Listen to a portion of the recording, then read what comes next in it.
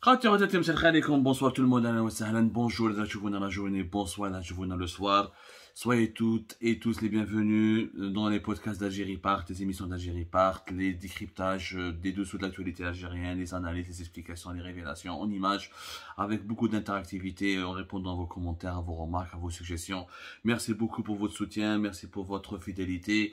Ça nous fait vraiment chaud au cœur et ça nous permet d'avancer, de progresser ensemble. Nous allons aujourd'hui parler d'une thématique très importante qui est le déclin des universités algériennes. Catastrophe, le déclin des universités algériennes.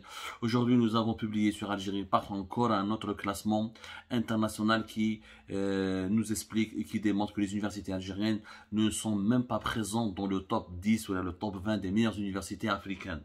Ce nouveau classement, le britannique QS World University Ranking, qui est considéré comme l'un des 3 meilleurs classements d'universités dans le monde.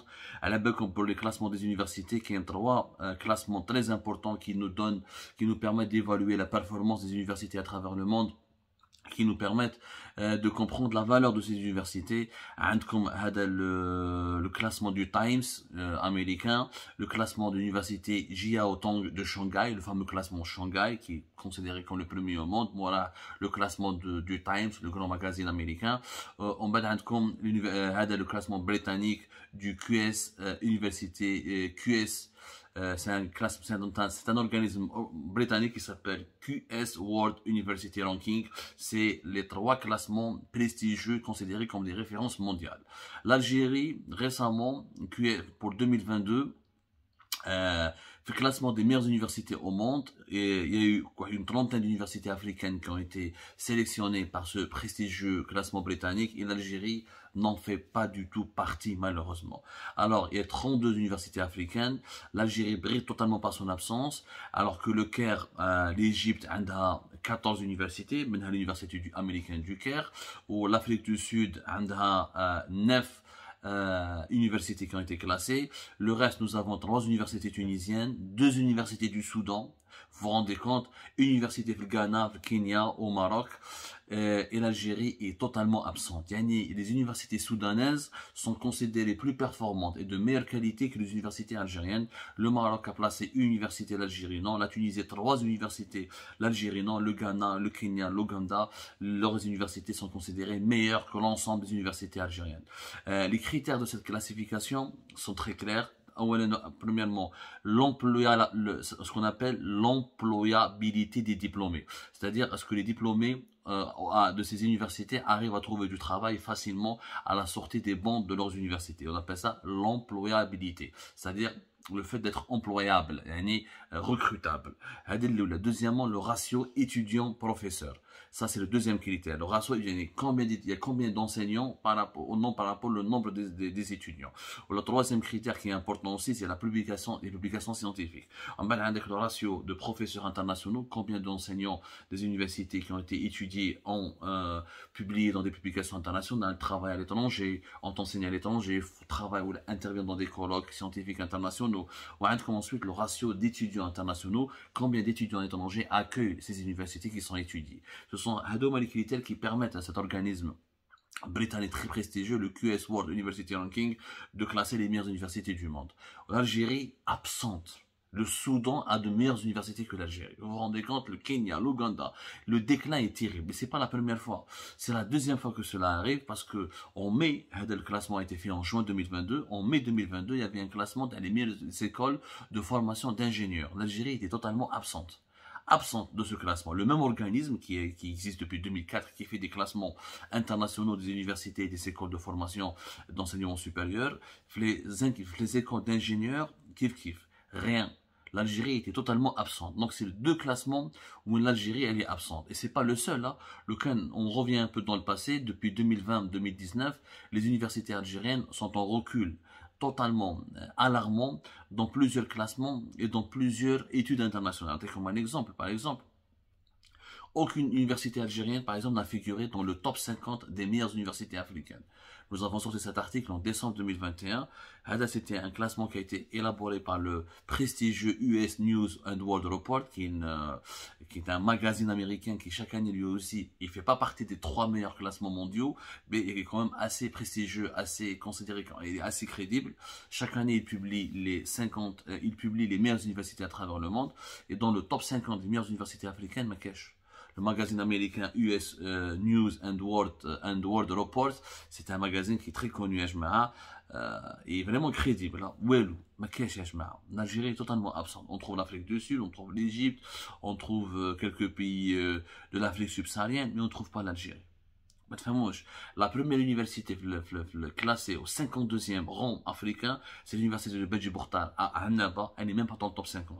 Mouraha, l'université algérienne de Boumediene, qui arrive au 53e rang africain. Il y a les deux premières universités. Pour ce magazine, deux premières universités algériennes. Pour ce magazine américain, il retrouve 52e et 53e position africaine. C'est quand même grave. C'est quand même grave. Il y a le déclin, terre de Choufou, Galais récent.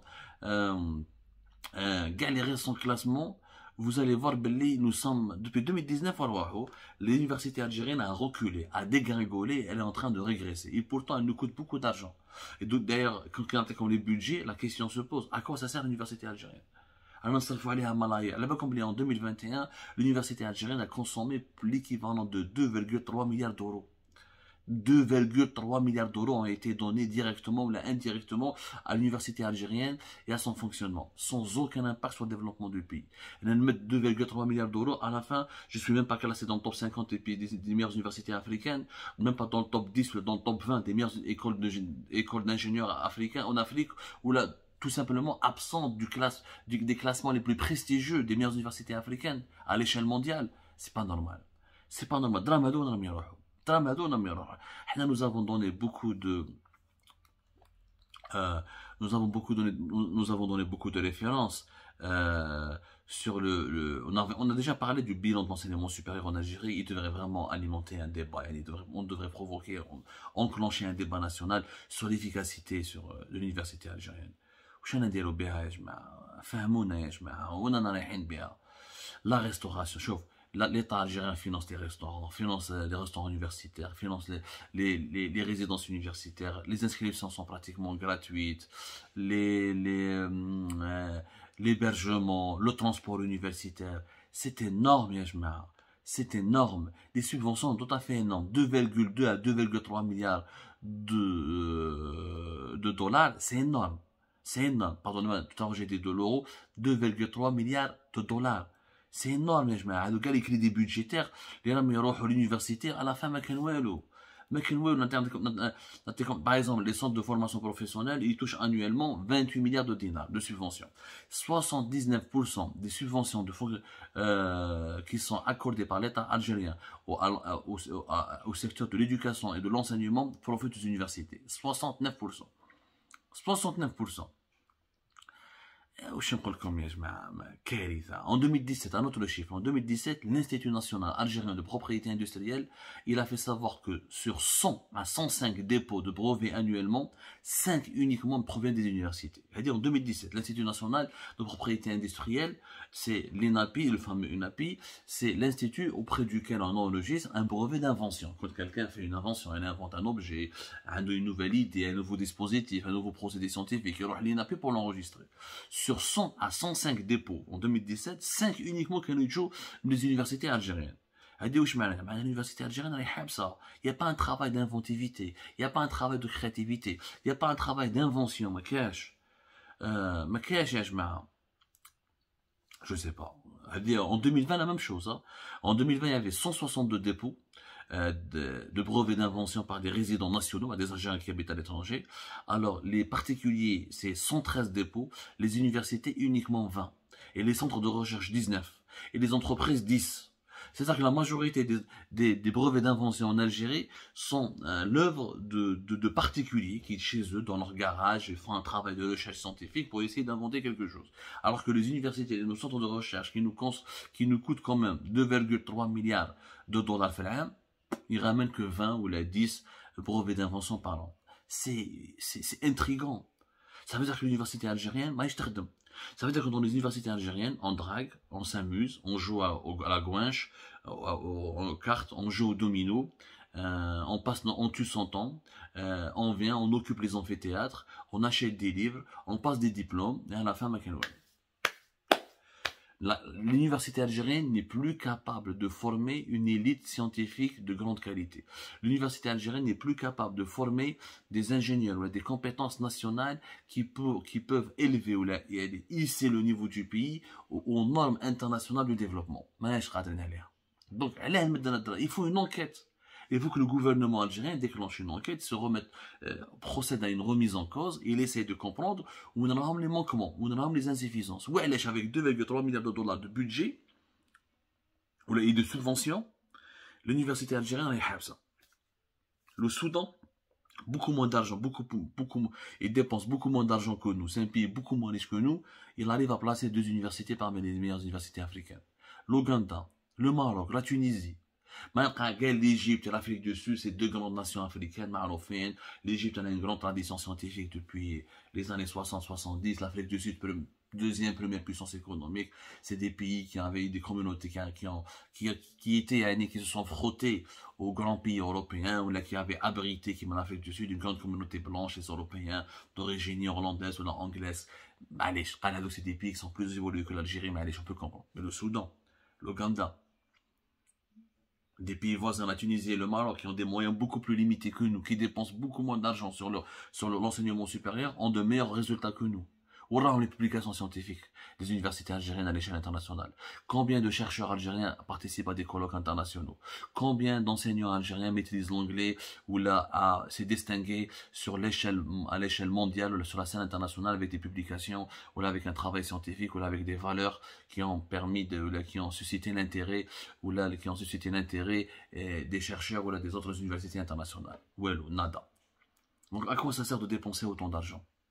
À quoi ça sert de donner beaucoup d'argent à une université qui forme des chômeurs, qui forme des ingénieurs de mauvaise qualité, ou là qui forme des individus qui ne sont pas aptes à travailler dans l'économie nationale et à contribuer à son développement? À quoi ça sert? J'ai vraiment un débat national très urgent, et plus que jamais urgent plutôt. Il faut l'enclencher, il faut le lancer dans les plus brefs délais.